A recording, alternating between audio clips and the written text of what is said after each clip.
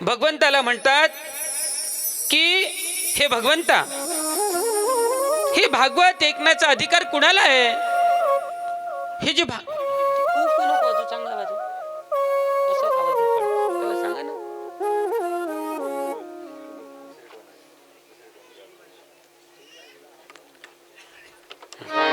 हा भागवत ऐकण्याचा अधिकार कुणाला आहे? आपल्यालाही प्रश्न पडला असेल, मी इथे आलो पण मला भागवत ऐकण्याचा अधिकार आहे की नाहीये? स्त्रिया ऐकू शकतात का? पुरुष ऐकू शकतात का? उच्चवर्णीय ऐकू शकतात का? निच्चवर्णीय ऐकू शकतात का? माणसं ऐकू शकतात का? जनावर ऐकू शकतात का? नेमकं भागवत ऐकू कोण शकते? भागवतात लिहिलेलं आहे. आणि हा भागवत ऐकण्याचा अधिकार कुणाला दिला भगवंतानी? तर भागवत ऐकण्याचा अधिकार भगवंत देतो. आणि भगवंत म्हणतात, निगम कल्पतरो गलित फल शुकमुखामृत वसूत कल्प पित भागवत रसामलय मधुर ओ रहित भुवी भाका. म्हणजे काय? तर जो निर्मत्सर आहे, ज्याचं हृदय निर्मत्सर झालं, ज्याच्या हृदयामध्ये मत्सर नाही आहे, त्याला भागवत ऐकण्याचा अधिकार आहे. आणि म्हणून इथे उपस्थित झालेल्या तमाम जनांना, या भाग्यवंत लोकांना मला एवढं सांगायचं आहे की तुम्हाला जर भागवत ऐकायचं आहे, श्रीमद भागवताचं रसपान करायचं आहे, तर ऐऱ्या गैऱ्याला भागवत ऐकता येत नाही. तो गरीब असला तरी चालेल, तो काळा असला तरी चालेल, तो फाटका असला तरी चालेल, तो लंगडा असला तरी चालेल, तो अंध असला तरी चालेल. फक्त अट एवढी आहे की भागवत ऐकायचं असेल तर त्याचं हृदय निर्मत्सर असलं पाहिजे, त्याच्या मनात कुणाबद्दल मत्सर असू नये. भाग्यवंत घरी भजन कीर्तन, भाग्यवंत घरी भजन कीर्तन, भाग्यवंत घरी भजन कीर्तन, भाग्यवंत घरी भजन कीर्तन, भाग्यवंत घरी भजन कीर्तन, भाग्यवंत घरी भजन कीर्तन, भाग्यवंत घरी भजन कीर्तन, त्याची वाट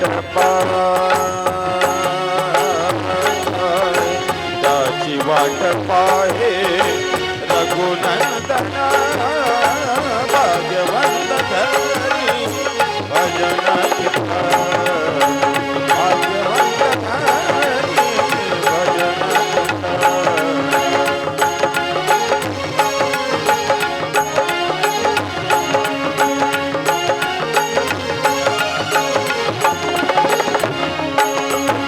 जगाच्या बाजारी सर्व काही, जगाच्या बाजारी सर्व काही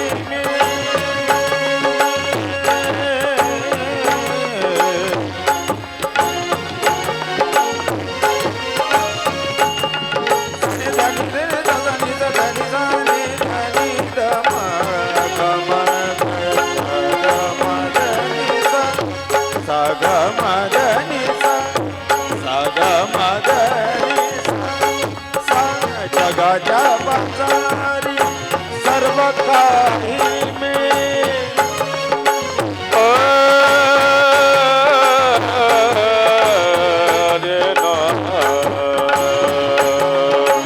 जगाच्या बाजारी सर्व काही मिळे, जगाच्या बाजारी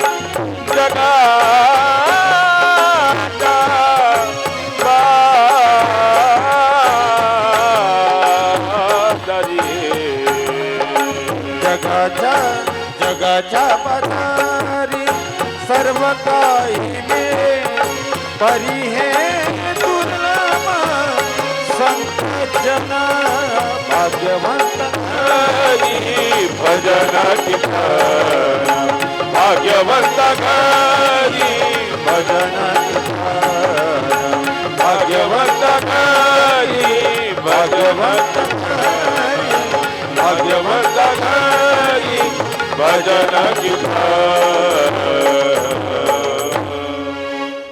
ज्याचं हृदय निर्मत्सर आहे तो भाग्यवंत आहे, आणि जो भाग्यवंत आहे त्याच्याच घरी भजन कीर्तन होते. आणि म्हणून तुम्ही भाग्यवंत लोक आहात की तुमच्या गावामध्ये श्रीमद भागवताची कथा चालू आहे. इथले आयोजक माननीय पांडुरंग भाऊ, महल्ले साहेब, आणखी लोक, मला नाव लक्षात राहत नाही, आणि ते बसलेला प्रत्येक मनुष्य त्यांनी ही कथा घडवून आणली. त्यासाठी एवढे यत्न केले. गुरु महाराजांनी, इथल्या गुरुजींनी हे घडवून आणलं. प्रभू महाराजांनी इथल्या लोकांना आदेश दिला की तुम्ही भागवत घ्या. हे असंच होत नाही, याला पुण्य लागतं. आणि म्हणून बहुत जन्माचे सुकृत, म्हणून हे सगळं आपल्याला लाभलं. हे असंच आपल्याला लाभत नाही. आणि म्हणून प्रश्न केला की भागवत ऐकण्याचा अधिकार कोणाला आहे? ज्याचं हृदय निर्मत्सर आहे, ज्याच्या हृदयामध्ये मत्सर नाही. मी कालही सांगितलं, आज पुन्हा सांगतो की जगात दुःख नाहीये, जगात दुःख नाहीये, पण माणूस दुःखी आहे. का बरं दुःखी आहे? माणूस दुःखी याच्यासाठी नाहीये की त्याच्या जीवनात दुःख आहे. फार कमी लोक आहे जे दुःखी आहे, खरोखर दुःखी आहे. फार कमी लोक आहे, फार दुर्दैवी खूप कमी लोक आहे. फार कमी लोक आहे जे दुःखी आहे, ज्यांच्याकडे दुःखाला कारण आहे. पण इथे जास्तीत जास्त लोक दुःखी याच्यासाठी आहे कारण त्यांचं कारण हे आहे की दुसरा सुखी आहे. दुसऱ्याच्या सुखाचं आम्हाला दुःख आहे. माझ्या अंगावर अंगभर कपडे आहे, मी चांगले कपडे नेसू नये, पण तरीही मी दुःखी आहे कारण तिच्यासारखी साडी माझ्या जवळ नाहीये.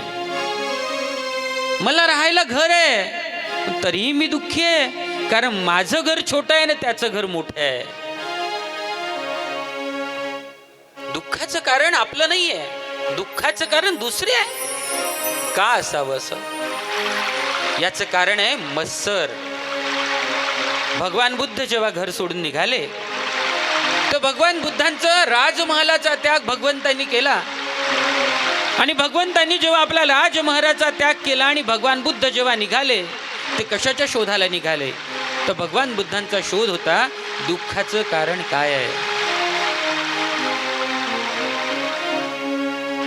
भगवान बुद्ध जेव्हा जन्माला आले तेव्हा त्यांच्या पित्याला सांगितलं की बघा, तुमचा जो हा मुलगा आहे हा काही राजा होणार नाही, हा एक ना एक दिवस संन्यासी होईल, याच्या मनामध्ये विरक्ती निर्माण होईल.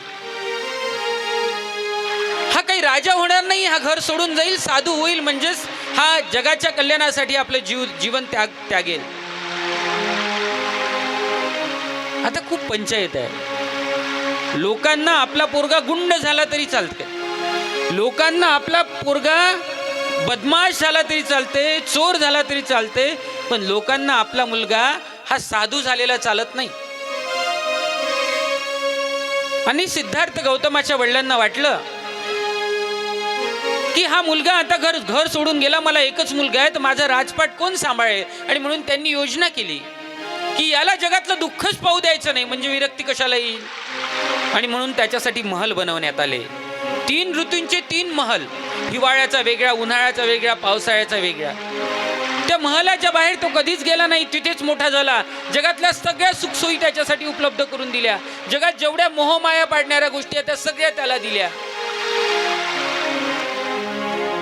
मुलगा वयात आला, वयात आल्यावर मुलाचं लग्न करून दिलं. मुलाला मुलगाही झाला, सिद्धार्थाला मुलगा झाला. आणि आता राजाला वाटलं की आता लेकरं बाळ झाले, पोरगा संसारात लागला, आता काही हा साधू होणार नाही, आता काही घर सोडून जाणार नाही. आणि म्हणून एक दिवस राजा आपला परिवार सोडून बाहेर गेले.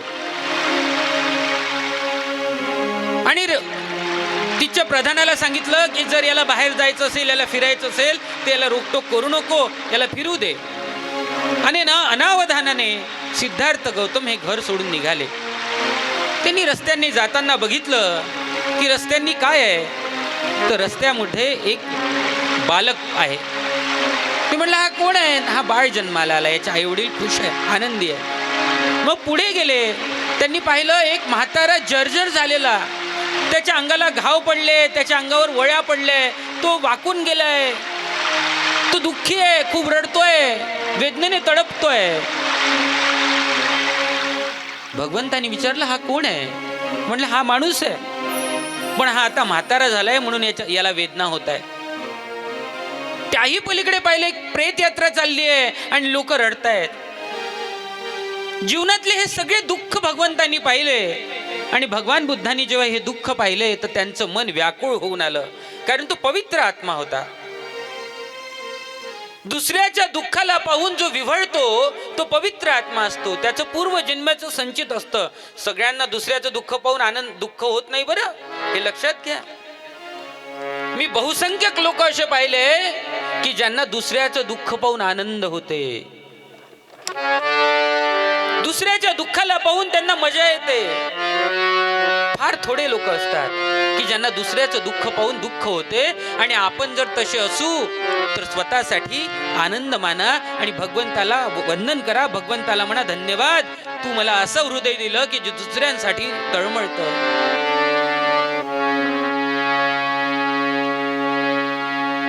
आणि ते दुसऱ्याचं दुःख पाहून भगवंताचं हृदय तळमळायला लागलं. ते घरी आले आणि म्हणले हे काय आहे, जगात सगळीकडे दुःख आहे, या दुःखाचा काही उपाय असेल ना, आहे की नाही? रोग जर आहे तर रोगाला उपाय असेल की नसेल? आणि म्हणून रोगाच्या उपायाला ते निघाले शोधायला. आणि भगवंतांनी तपश्चर्या केली, प्रयत्न केले आणि आत्मज्ञान त्यांना प्राप्त झालं. आणि जो सिद्धार्थ होता त्याचा भगवान बुद्ध झाले. सिद्धार्थ गौतमाचा भगवान बुद्ध झाले आणि त्यांना ज्ञान प्राप्त झालं. आणि त्यांनी जगाला सांगितलं की दुःखाचं कारण काय आहे, तर दुःखाचं कारण तृष्णा आहे. एवढं छोटं कारण आहे. जगात दुःख नाही, दुःखाचं कारण हे आहे की ते कारण आहे तृष्णा. तीच गोष्ट भगवान श्रीकृष्णाने गीतेमध्ये लिहिली. भगवंतांनी गीतेमध्ये तीच गोष्ट लिहिली. आणि भगवंतांनी सुद्धा म्हटलं की कामातुनी फुटे, क्रोधातुनी फुटे काम, क्रोधाने मतिलोपली, बुद्धिलोपे बुद्धिनाश, म्हणजे आत्मनाशाची. राग द्वेष परिजाता आली आता इंद्रिये, स्वामित्वे विषयी वर्ते त्यास लाभे प्रसन्नता. दुःखाचं कारण काय आहे? दुःखाचं कारण हे तृष्णा आहे. आणि तृष्णेमुळे माणूस दुःखी आहे, दुसरं काहीच कारण नाही आहे. फक्त तृष्णेमुळे माणूस दुःखी होतो आणि स्वतःचा जीवनाचा ऱ्हास करून घेतो. आणि म्हणून निर्मत्सर लोकांचं हृदय राहत नाही. लोकांच्या हृदयामध्ये मत्सर निर्माण होतो आणि या मत्सरामुळे माणूस दुःखी होतो. आणि म्हणून भगवंत म्हणतात, ज्या पद्धतीनं भगवान बुद्धांनी सांगितले की दुःखाचं कारण तृष्णा आहे, त्याच पद्धतीनं भगवंतांनी, भगवान श्रीकृष्णांनी गीतेमध्ये लिहून ठेवलं. गीतेच्या दुसऱ्या अध्यायामध्ये लिहिलं, राग द्वेष परिजाता आली हातात इंद्रिये, स्वामित्वे विषयी वर्ते त्यास लाभे प्रसन्नता. प्रसन्नता कशी मिळते? ज्याचा राग द्वेष निघून जाते त्याला प्रसन्नता मिळते. ही अशीच मिळत नाही. आणि म्हणून दुःखाचं एकच कारण आहे, ते तृष्णा आहे. आणि तेच भागवतामध्ये आलं आहे. त्यालाच अधिकार आहे भागवत ऐकण्याचा, ज्याचं हृदय निर्मत्सर आहे. आणि म्हणून इथे बसण्याच्या आधी हृदयातला मत्सर गावाच्या वेशीबाहेर फेका. कोणाबद्दल राग असेल तर तो काढून टाका, कोणाबद्दल द्वेष असेल तर काढून टाका, कोणाबद्दल उद्वेष असेल तर काढून टाका. नाहीतर तुम्हाला भागवताचं फळ मिळणार नाही. का मिळणार नाही महाराज? आम्ही तर लक्ष देऊन ऐकतोय, आम्ही तर फार लक्ष देऊन ऐकतोय भागवत. 7 दिवस तुम्ही आम्हाला एवढं सुंदर भागवत सांगतायत, एवढ्या सोपी भाषेत सांगतायत. आजपर्यंत आम्हाला गोलगोलच सगळ्यांनी भागवत सांगितलं, एवढं स्पष्ट कोणी सांगितलं नाही. तुम्ही ते एवढं स्पष्ट सांगतायत, का बरं आमचा उद्धार होणार नाही? का होणार नाही? कारण माऊली, गाईचं ताजं दूध दोहिलं, एका भांड्यात ठेवलं आणि चुलीवर ठेवण्यासाठी भांडं आणलं आणि दुसऱ्या भांड्यामध्ये ते दूध टाकलं. पण जे दुसरं भांडं होतं ते दुसरं भांडं खरकट होतं, त्याला कडीचा वास होता. दुधाचं काय होईल? दुधाचं काय होईल? बोला, दुधाचं काय होईल? जोरात बोला. दूध काय होईल? फाटून जाईल. जोपर्यंत तुमचं भांड योग्य नाहीये तोपर्यंत त्यात कितीही पवित्र अमृत टाकलं, किती ताजं दूध टाकलं तरी ते टिकणार नाही, ते फाटल्याशिवाय राहणार नाही. म्हणून भागवत ऐकायचं असेल तर पहिले आपलं भांड व्यवस्थित करा.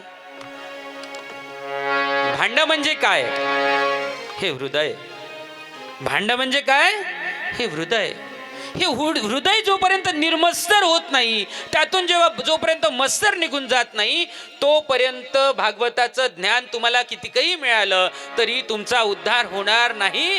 कालच मी सांगितलं की शुक गोकर्णाने कथा सांगितली, सगळ्या गावांनी कथा ऐकली, पण फक्त उद्धार कुणाचा झाला? धुंदुकारीचा झाला. गावाचा उद्धार झाला नाही. त्यासाठी पुन्हा कथा सांगावी लागली. आणि म्हणून भांड स्वच्छ करणे ही तुमची जबाबदारी आहे, ती माझी जबाबदारी नाही. स्वच्छ दूध देणे हे मात्र माझी जबाबदारी आहे.